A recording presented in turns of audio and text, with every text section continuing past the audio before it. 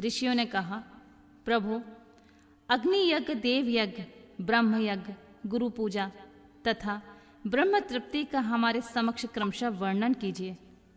सूत जी बोले, महर्षियों, गृहस्थ पुरुष अग्नि के सायंकाल और प्रातःकाल जो चावल आदि का द्रव्य में आहुति देता है उसी को अग्नि यज्ञ कहते हैं।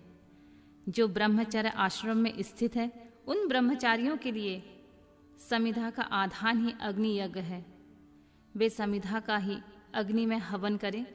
ब्राह्मणों, ब्रह्मचर्य आश्रम में निवास करने वाले द्विजों का जब तक विवाह न हो जाए और वे उपासना अग्नि की प्रतिष्ठा न कर ले तब तक उनके लिए अग्नि में समिधा की आहुति, व्रत आदि का पालन तथा विशेष यजन आदि ही कर्तव्य है। उनके लिए यह अग्नि यज्ञ है।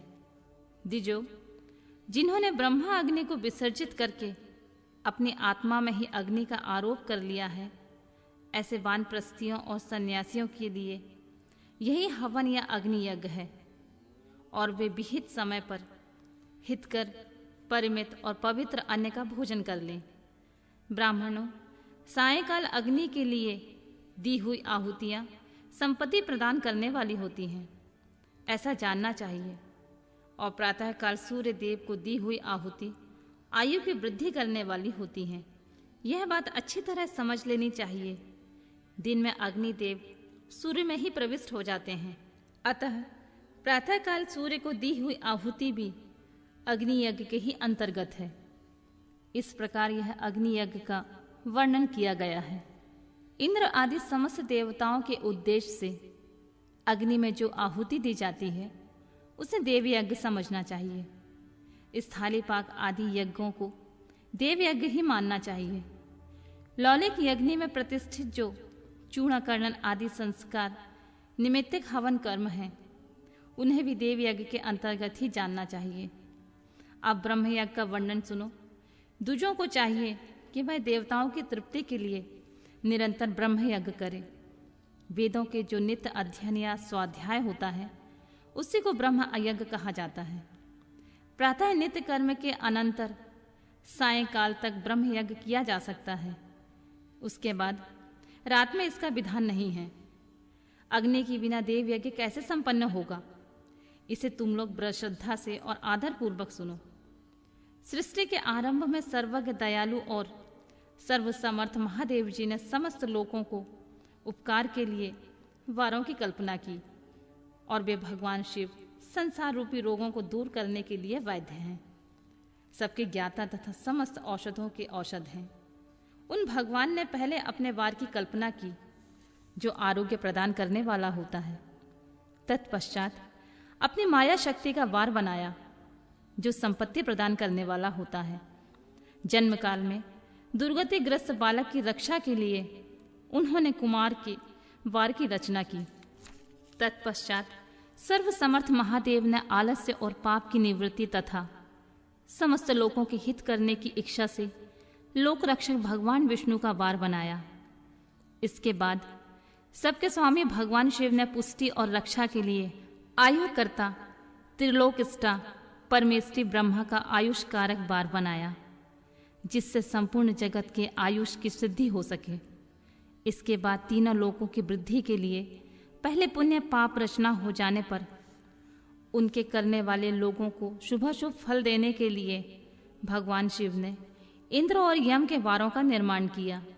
ये दोनों वार क्रमशः भोग देने वाले तथा लोगों को मृत्यु भय से दूर कराने वाले हैं।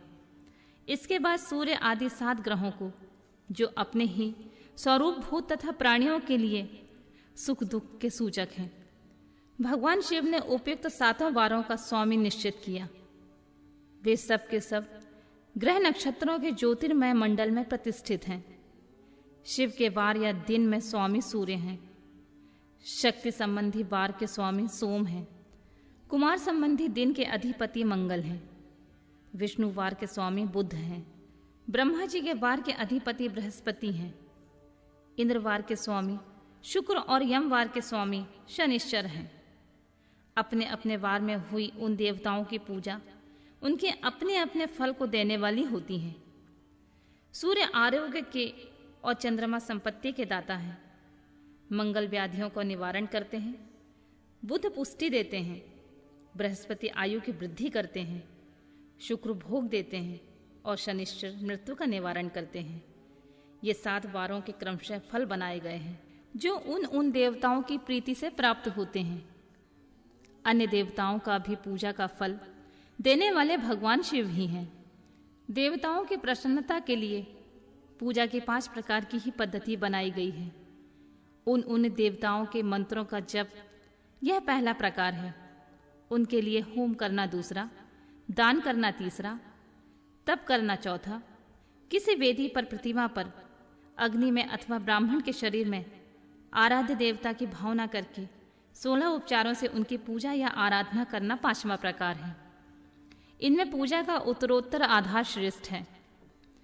पूर्व के अभाव में उत्तरोत्तर आधार का अवलंबन करना चाहिए। दोनों नेत्रों तथा मस्तक के रोग में कुछ कुष्ठ रोग की शांति के लिए भगवान सूर्य की पूजा करके ब्राह्मणों को भोजन कराएं। तदंतर 1 दिन, 1 मास, 1 वर्ष अथवा 3 वर्ष तक लगातार ऐसा साधन करना चाहिए। इससे यदि प्रबल प्रारब्ध का निर्माण हो जाए तो रोग एवं जरा आदि रोगों का नाश हो जाता है। इष्ट देव के नाम मंत्रों का जाप आदि साधन वार आदि के अनुसार फल देते हैं। रविवार को सूर्य देव के लिए, अन्य देवताओं के लिए तथा ब्राह्मणों के लिए विशिष्ट वस्तु अर्पित करें। यह साधन विशिष्ट फल देने वाला होता है तथा इसके द्वारा विशेष रूप से पापों की शांति होती है। सोमवार को विद्वान पुरुष संपत्ति की प्राप्ति के लिए लक्ष्मी आदि की पूजा करें तथा सपत्निक ब्राह्मण को घृतपक अन्न का भोजन कराएं। मंगलवार को रोगों की शांति के लिए काली आदि की पूजा करें तथा उड़द, मूंग और अरहर की दाल आदि से युक्त अन्न भोजन ब्राह्मणों को कराएं। बुधवार को विद्वान पुरुष दही युक्त अन्न से भगवान विष्णु का पूजन करें। ऐसा करने से सदा पुत्र, मित्र और कलत्र आदि की पुष्टि होती है। जो दीर्घायु होने की इच्छा रखता है वह गुरुवार को देवताओं की पुष्टि के लिए वस्त्र, यज्ञोपवीत तथा घृत मिश्रित खीर से यजन पूजन करे। भोग की प्राप्ति के लिए शुक्रवार को एकाग्रचित होकर देवताओं का पूजन करना चाहिए और ब्राह्मणों की तृप्ति के लिए षड्रस युक्त भोजन दें। इस प्रकार स्त्रियों की प्रसन्नता के लिए सुंदर वस्त्र आदि का विधान करें। शनिश्चर अल्प मृत्यु का निवारण करने वाला होता है। उस दिन बुद्धिमान पुरुष रुद्र आदि की पूजा करे। तिल के होम से, दान से देवताओं को संतुष्ट करके ब्राह्मणों को तिल मिश्रित अन्न भोजन कराएं। जो इस तरह देवताओं की पूजा करेगा वह आरोग्य आदि का फल का भागी होगा।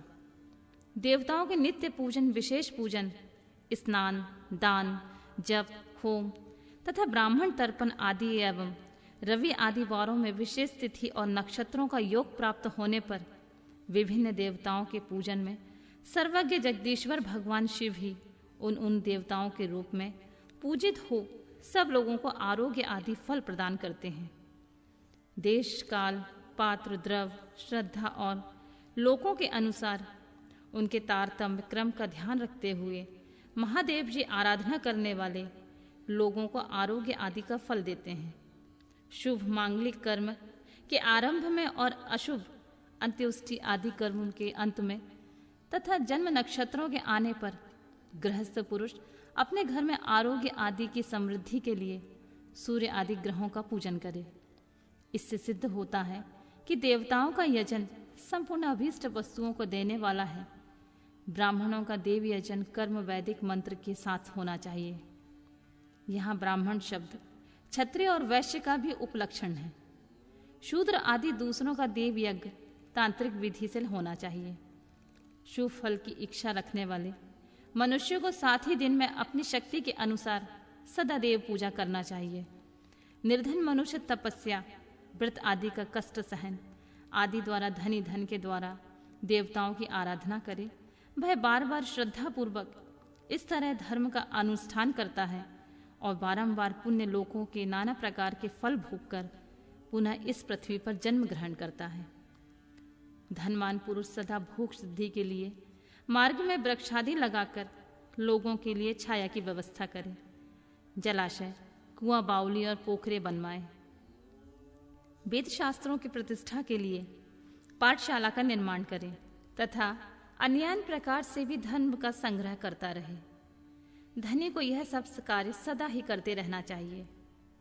समयानुसार पुण्य कर्मों की परिक्रमा से अंतःकरण शुद्ध होने पर ज्ञान की सिद्धि होती है। जो इस अध्याय को सुनता, पढ़ता अथवा सुनने की व्यवस्था करता है, उसे देव यज्ञ का फल भी प्राप्त होता है।